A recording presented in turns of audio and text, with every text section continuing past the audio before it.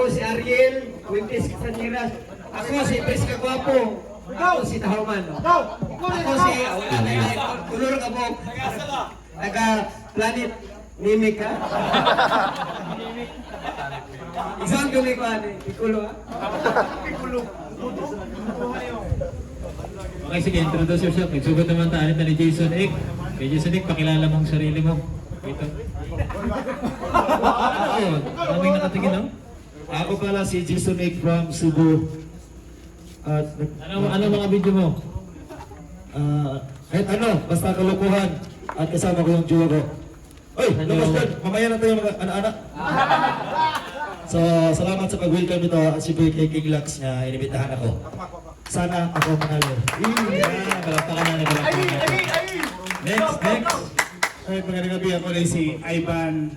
Ivan, anong mga video mo? Yung mga videos ko is sa mga compose song ko using dialect na Bisaya.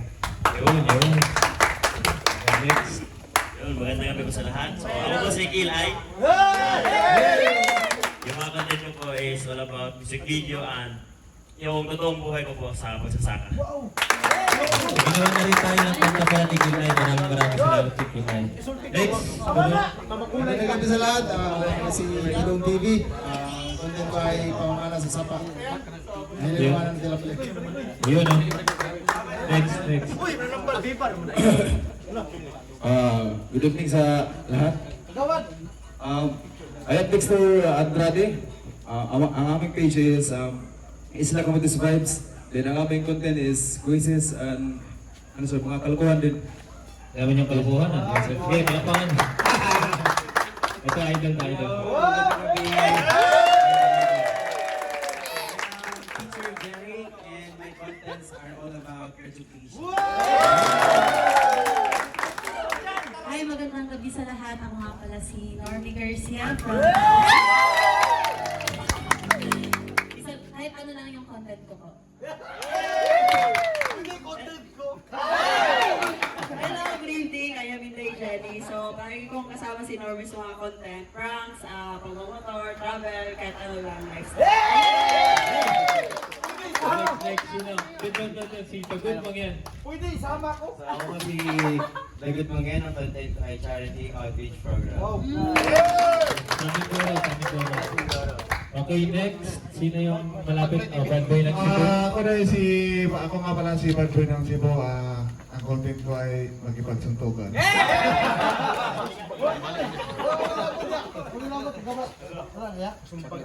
Okay, Leo. Ang content puro violation. Sa kanan ako na si Boy Barat. Kalokohan at mga mongoloid na content.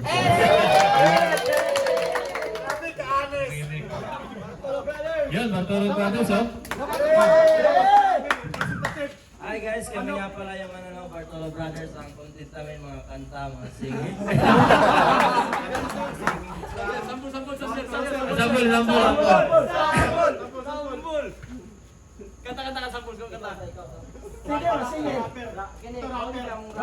Sige, rapper sa sasayaw. Wala alam lagi. Okay.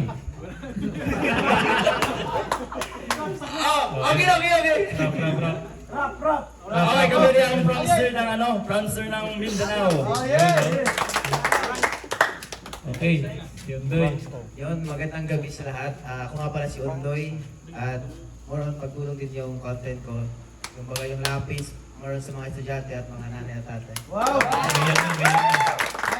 Okay, next. Kami nga pala ang Ultimate Public Friend. Yan. From Manila. Yan. Ang content namin is mukbang. Mali. Prank. Prank. Si Ate Will ng Manila nagpapa-challenge. Okay, ito. Isang legendary. Legend na.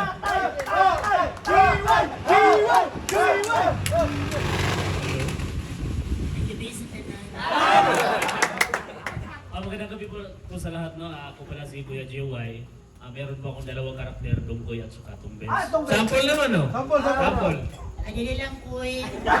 Buluangan no. So, ang content ko po ay comedy skit at sa mga hindi pa nakakalam, isa din po akong teacher. Wow! Teacher sa kalukuhan. Meron bang wala na ano dito? Meron bang wala na introduce?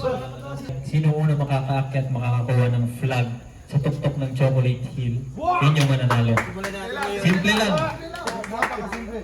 Pero, bago kayo dumating doon, nasa baba yung mga challenge natin. Yung mga challenge natin, pwede nating sabihin madali na hindi. Yun. So, unang-una yung pagtansya sa mata, gagamitan din ng isip, yung mga ganong bagay, yung pasensya nyo, masusubok talaga dito. Yan, lahat naman tayo may ano, no? Kumbaga may rason bakit sumali dito.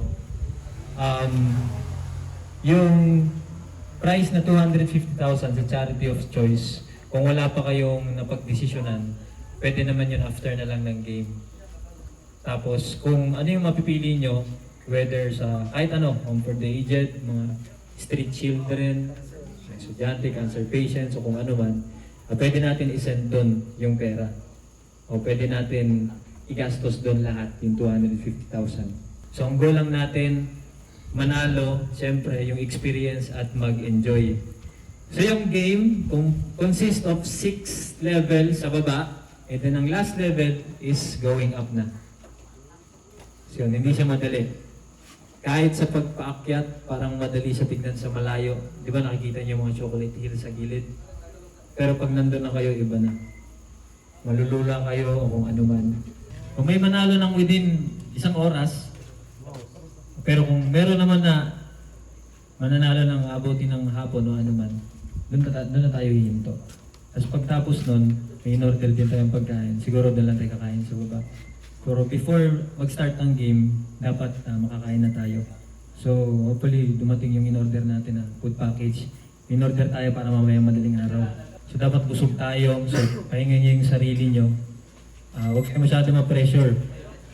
Hindi ko muna sinabi sa inyo kung ano yung game, hindi ko pinakita. Para ma-surprise kayo lahat sabay-sabay. At para doon nyo na isipin yung kung ano man yung diskarte.